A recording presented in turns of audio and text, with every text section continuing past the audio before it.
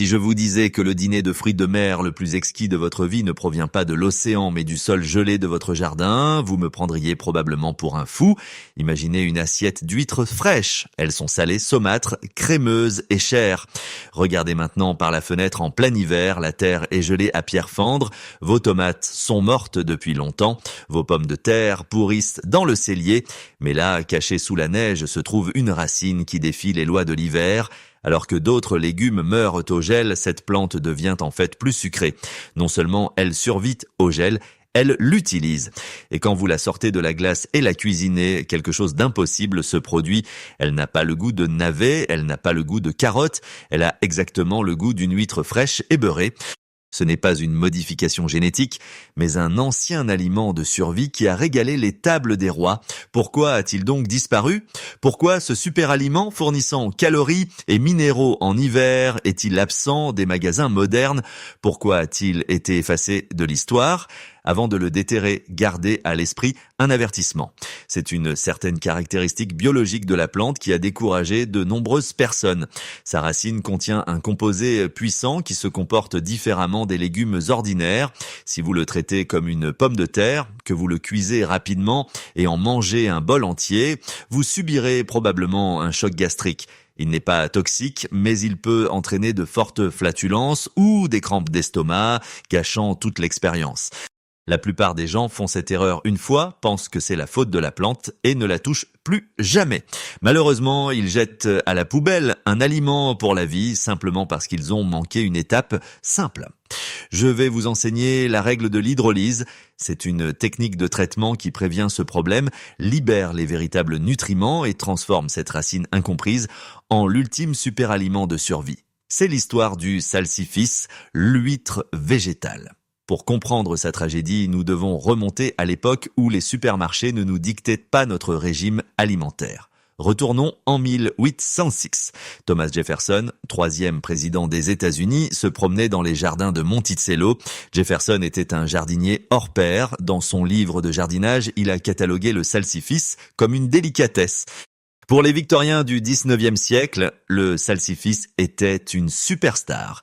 Les fruits de mer frais étaient un luxe à cette époque. Si vous viviez à l'intérieur des terres, l'huître était rare et coûteuse. Mais ils ont ensuite découvert cette racine rugueuse et poilue.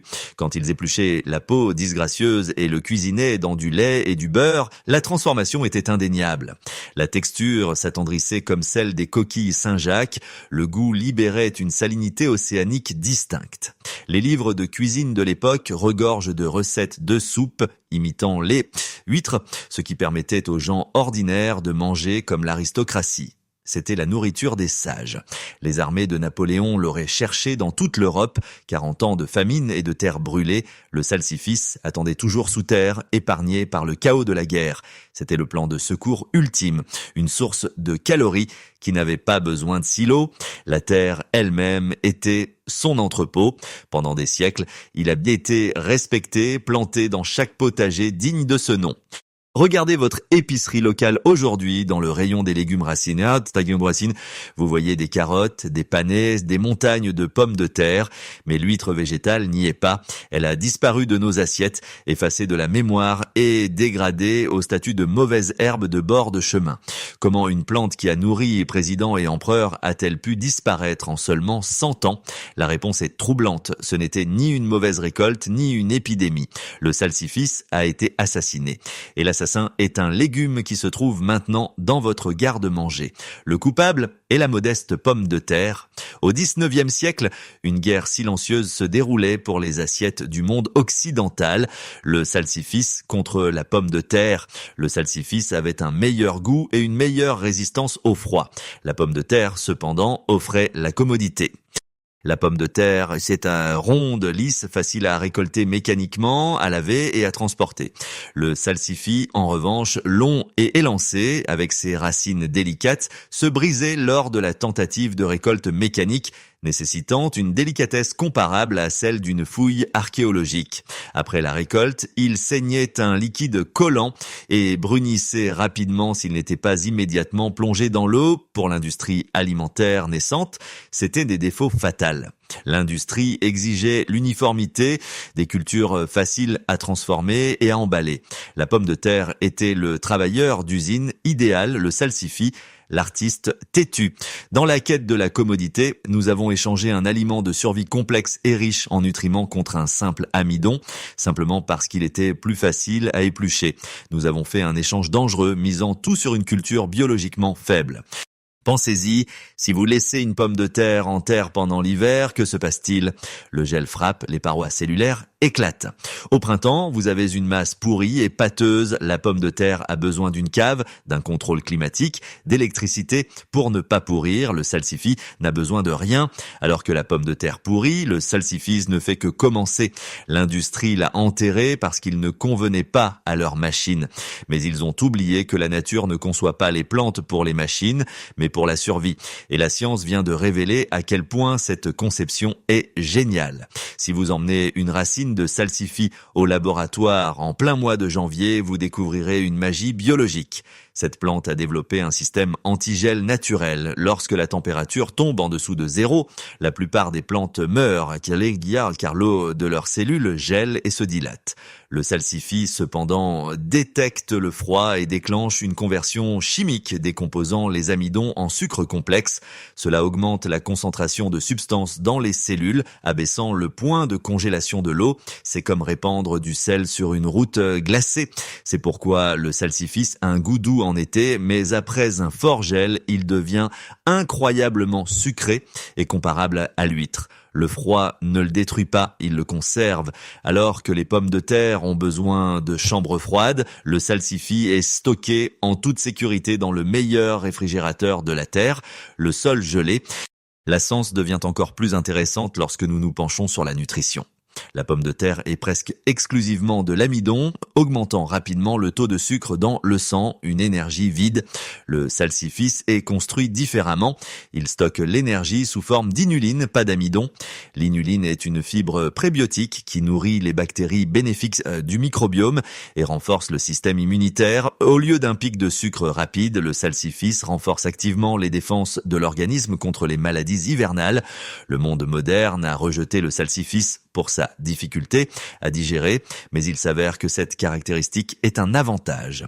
Le choc gastrique est le résultat de traiter un super aliment prébiotique comme un fast-food. Pour récupérer ce trésor perdu, vous devez connaître les règles et le plus important est le protocole d'hydrolyse. Voici comment désamorcer la bombe à inuline et transformer la racine en un plat exquis. L'inuline du salsifis est composée de longues chaînes moléculaires que votre estomac a du mal à décomposer. Vous pouvez les briser à l'avance. Vous avez deux options. Option A, le traitement hivernal. C'est la méthode la plus facile.